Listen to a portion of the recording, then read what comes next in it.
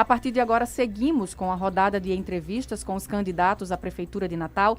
Lembramos aos nossos ouvintes que, para a realização das entrevistas, o Sistema Tribuna de Comunicação realizou uma reunião com os assessores, ocasião em que foram apresentados o formato da entrevista, os programas, as datas, o tempo e o sorteio para a sequência dos entrevistados. Todas as entrevistas serão gravadas e encaminhadas ao Tribunal Regional Eleitoral do Rio Grande do Norte. A Jovem Pan News Natal preza pela qualidade da informação e convida cada candidato a focar nas perguntas e respostas para melhor formar a opinião do ouvinte eleitor. A entrevista terá 15 minutos de duração, sendo o último minuto para considerações finais, permitindo uma curta tolerância para a conclusão de frases. Para a entrevista, estão conosco os jornalistas Virginia Celli e Júlio Pinheiro. O nosso segundo entrevistado é o candidato Kelps Lima. Kelps Lima é advogado, pós-graduado em Gestão Pública e mestre em Políticas Públicas pela UFRN. Está no 3º mandato de deputado estadual, é presidente e fundador do Partido Solidariedade no Rio Grande do Norte.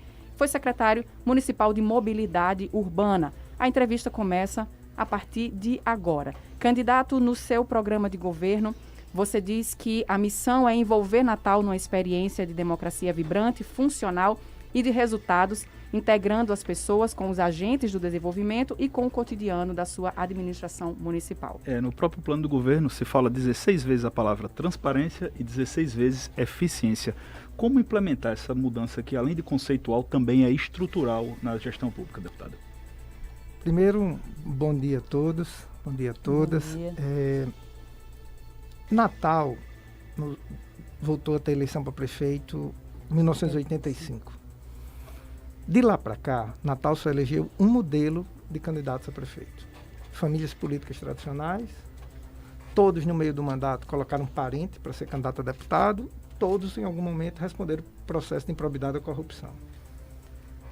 O modo de fazer campanha e o modo de gerir transformou nossa cidade, na capital com pior educação do Brasil, número do IDEB agora, uma das frotas de ônibus mais velhas do Nordeste com a tarifa mais cara.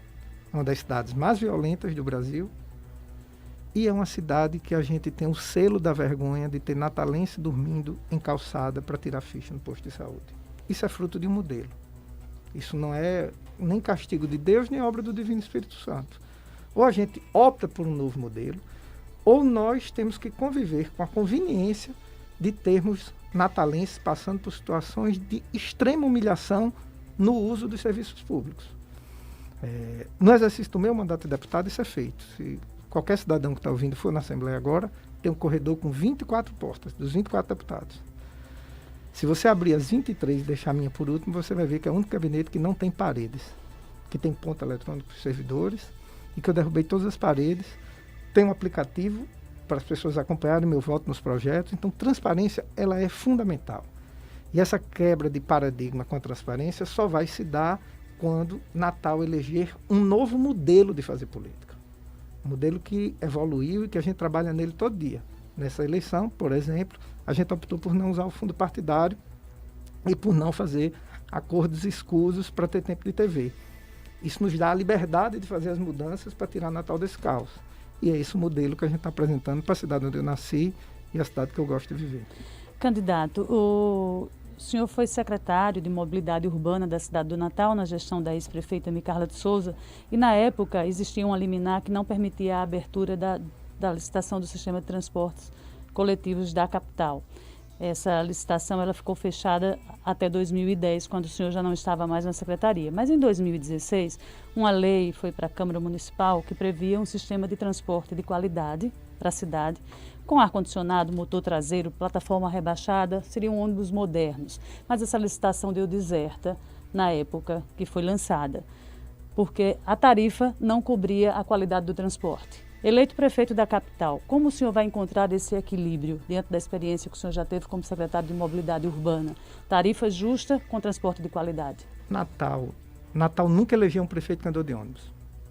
Todos os prefeitos eleitos de Natal, todos, são de uma elite política que nunca usou posto de saúde, nunca estudou em escola pública municipal, nunca andou de ônibus. Eles não têm a menor noção do sacrifício que o natalense faz todo dia para andar nesses ônibus velhos com a tarifa cara. A lei aprovada não permite ter licitação. E eu não tenho nenhuma dúvida que os prefeitos não têm interesse em fazer a licitação para ter eternamente as empresas de ônibus manipulando-as da forma que querem. Essa lei é um equívoco. Nenhum prefeito consegue fazer a licitação. Ela tem que ser revogada no primeiro mês de mandato. Eu eleito, eu revogo no primeiro mês de mandato e a gente faz a licitação no primeiro ano. Por quê? Porque eu não tenho rabo preso com empresa de ônibus e nem faço demagogia com o transporte público. Eu fui secretário 1 ano. Nesse ano que eu fui secretário, foi feita a maior renovação de frota da história de Natal, 180 ônibus novos. E a gente foi premiado como melhor secretário de Trânsito e Transporte do Brasil. Meu trabalho de conclusão de pós-graduação e de mestrado foram na área de transporte. E eu andei de ônibus metade da minha vida. Eu sei exatamente o que passa quem fica uma hora na parada de ônibus, o que é um freio de arrumação. Porque eu vivi as duas pontas do processo. Chega a ser cruel a forma que o natalense que anda de ônibus é tratado. Eu não tenho nenhuma dúvida que a gente faz a licitação no primeiro ano, agora sem demagogia. Nós vamos é possível ter uma frota nova, confortável, mas não é possível ter todas as demagogias que foram colocadas na lei. O senhor achou que a lei, então, foi exagerada a lei nos foi itens qualidade? Completamente demagógica. E a prefeitura, que sabia disso, preferiu assim porque interessa a gestão, a atual gestão e esse modelo de fazer política, não ter licitação. Você não acha estranho Natal ser a única capital do Brasil, uma das únicas capitais do Brasil que não teve licitação? Será que é só fruto de incompetência? Eu não acredito. Candidato, ainda pedindo licença aos colegas, o que é que o senhor acha da proposta do seu opositor de tarifa zero, de tarifa transporte sem pagar tarifa? Não é viável. Não é viável. Esse é o tipo da proposta que é perigosa, porque ela não se concretiza, ilude o eleitor, ela não se concretiza. Porque não há como se pagar essa tarifa, essa conta, e simplesmente não fecha. É uma proposta bem intencionada, como na campanha do prefeito passada, tinha um candidato que dizia que estatizar as empresas de ônibus, e quando você pede detalhamento disso, é impossível. Infelizmente é impossível.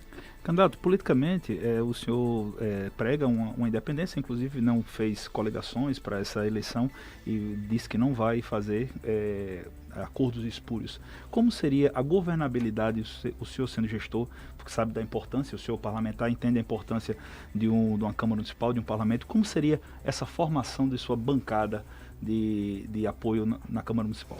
Eu estou no 3º mandato de deputado. Nos 3 mandatos eu fui líder da bancada de oposição e presidi, como presido agora, comissões muito importantes na Assembleia. Eu sei dialogar, eu sei conversar e construir consensos. E sei fazer isso sem usar os esquemas tradicionais. Sem precisar. Eu nunca indiquei cargo em governo nenhum, nem prefeitura, nem governo. Nunca nenhum parente meu assumiu cargos comissionados e eu sou de uma família muito humilde daqui de Natal, muito simples. Minha mãe dirige transporte escolar. Então, o modelo que a gente defende deixa claro que é possível fazer política grande, é possível fazer política relevante, não tendo os mecanismos tradicionais. Na minha primeira eleição, eu prometia isso e sabia que era difícil as pessoas acreditarem. Hoje, a gente já entregou isso. Hoje, a gente já entregou. A gente tem a 2ª maior bancada da Assembleia Legislativa sem ocupar nenhum cargo na mesa por opção, para podermos ser independentes. Então, não vejo problema em construir uma maioria na Câmara, com diálogo, agora sem o vereador ter cota de remédio, cota de exame, cota de caixão, como tem hoje na Câmara, para escravizar o cidadão com dinheiro público, com dinheiro que ele paga imposto, e ele só tem acesso a esse serviço se ele entrar no esquema que o prefeito montou com os vereadores. Então o senhor pretende acabar com esses benefícios, entre aspas? Não, benefício não, isso é corrupção. Isso tem nome. Isso tem nome, é corrupção. Na hora que você pega algo que é bem público, entrega na mão de um particular para ele vender como se fosse dele, é corrupção. Acaba no primeiro dia. Não existe hoje corrupção na Câmara Municipal? Existe corrupção de esquema, de exame, de remédio, de caixão na Câmara Municipal com o prefeito. A minha dúvida disso é nenhuma. Candidato, com relação ao combate à Covid, a gente está num momento de pandemia, o senhor é um crítico ferrenho, a forma com que a Prefeitura do Natal tem se portado nesse combate. Como o senhor faria e como fará? Porque provavelmente a pandemia ainda estará, infelizmente ainda estará sendo uma realidade no ano que vem. Qual seria a sua postura nesse momento e qual será a sua postura caso seja eleito? A postura será de extrema responsabilidade, como tem que ser com uma doença tão grave como é o Covid. Mas afastando completamente o uso político da doença. Você acredita que houve esse uso? Eu vou dar um exemplo básico. As aulas voltaram nas escolas particulares e não voltaram nas escolas públicas. Qual a justificativa? Foi dado que as escolas públicas não teriam condições de seguir os protocolos Ou seja, sanitários. O prefeito assumiu que ele não tem competência para botar uma escola pública para funcionar, enquanto a escola particular pode. Quem estuda em creche Natal, quem tem filho em creche Natal, o dinheiro vem do governo federal para pagar a merenda. O prefeito, numa ação acertada, foi até a Justiça pedir autorização para transformar a merenda em cesta básica para as famílias. A Justiça Federal deu. Ele só entregou no primeiro mês. Os outros meses não entregou. Sabe o que vai acontecer? Semana que vem, véspera da campanha, começa a distribuição de cesta básica em Natal. Isso é inaceitável. Você vá nos bairros de periferia em Natal, como eu vou. Agora, isso não é dito na imprensa. A imprensa tem sido absolutamente conivente com tudo isso que tem acontecido de manipulação do Covid e manipulação da eleição por parte da Prefeitura de Natal. A gente está vivendo uma eleição como nunca teve em Natal, do ponto de vista do coronelismo, dominação da imprensa via verba publicitária e falta de transparência no gasto público, com zero crítica na imprensa, que quase na totalidade é conivente e sócia dessa manipulação. Diante dessa crítica, qual é o seu plano de retomada para a volta às aulas a partir de 1º de janeiro, caso o senhor seja eleito? As aulas voltam para os pais que optarem para a criança ir para a aula, tem que voltar. E os que não optarem, tem que ser construído um mecanismo de aula online. Tem áreas que não têm internet, tem crianças que não têm acesso. Nós estamos há 8 meses do Covid, não é possível que não tenha sido construído uma estrutura para uma escola voltar. Para uma escola voltar. Você imagina a vida desses pais, dessas mães, que saem para trabalhar, tem todo... como nós temos nas nossas vidas, e de repente você não pode, seu filho tem que ficar dentro de casa, você não tem babá, você não tem empregada doméstica, você transforma a vida dessa pessoa no caos. Então, educação é prioridade. Virginia, eu sou produto da educação. Eu sou o primeiro a ter diploma universitário, todas as gerações da minha família. E isso alterou absolutamente a minha condição social, de vida. A educação foi que alterou a condição de vida da minha família. A escola pública funciona, né? Não é nem essa questão. Você precisa dar oportunidade para essas crianças. Hoje nós temos a pior educação do Brasil, de todas as capitais. Nós não alcançamos as metas do IDEB, que são metas baixas. Então a gente não vai alterar a cidade. Não tem mercado consumidor, você não tem jovens empreendedores, você não tem mecanismo de desenvolvimento da sociedade que toda paga a conta. A conta maior é para quem é mais pobre, mas a sociedade toda paga a conta. Deputado, com relação porque enquanto parlamentar, uma das prerrogativas é também a destinação de emendas para algumas ações que sejam feitas.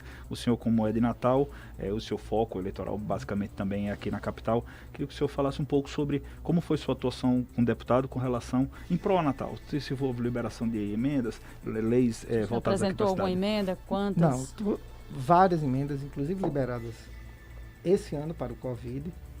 Emendas de eventos culturais que a gente fez durante todo o mandato. Esse ano a gente focou, claro, no Covid. Liberamos emendas para o hospital municipal, como é uma ajuda pontual, quase simbólica, porque os valores são muito baixos, mas é claro que a gente se preocupou com a nossa cidade e destinamos emendas sim.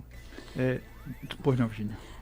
Falando ainda sobre a questão da Covid, que o senhor acaba de afirmar que destinou emendas para essa questão. Hoje o custo de um paciente numa UTI, segundo dados do próprio Ministério da Saúde, é de R$3.000 por dia. Terminada essa pandemia, candidato, e a gente torce para que isso aconteça, o que é que o senhor pretende fazer para manter os 20 leitos existentes hoje no hospital de campanha funcionando em outros hospitais da rede pública, como é o caso do Hospital dos Pescadores e do Hospital Municipal? A gente vai tentar manter, claro, todas as UTIs funcionando, mas a gente vai tentar criar mecanismo que os pacientes não precisem chegar à UTI.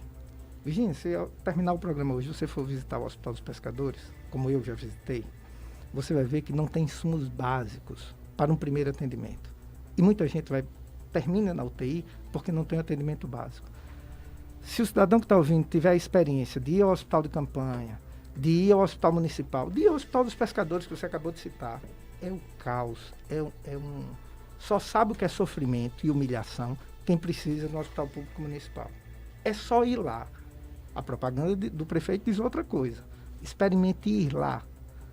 É terrível, é terrível. E muitos terminam na UTI. A gente quer evitar que as pessoas vão à UTI. E para isso precisa ter um bom atendimento básico, desde a UBS até a UPA e pequenas unidades como o Hospital dos Pescadores. Candidato, a gente chegou ao minuto final. O senhor tem um minuto para suas considerações finais, falar a mensagem que quiser ao seu eleitor.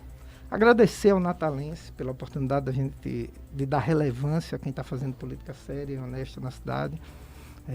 A nossa luta é estabelecer um debate diferente na política do Estado, independente de se o cidadão vai votar em mim ou não. Eu acho que é importante o cidadão fazer uma reflexão sobre se vale a pena votar em campanha cara, se vale a pena votar em quem tem histórico de corrupção, bens bloqueados, como é o prefeito. E se vale a pena votar nesse modelo que produziu essa cidade. Eu sonho com um modelo diferente, independente de eu ser prefeito ou não, porque eu sou de Natal. Então eu quero viver numa cidade com um ambiente diferente do que a gente vive hoje. A gente apresenta a candidatura, como apresentou a passada, nesse sentido, de ter um novo modelo. E torce, claro, a gente está muito confiante na ida para o segundo turno e na vitória das eleições desse ano. Nós agradecemos ao candidato Kelps Lima pela participação.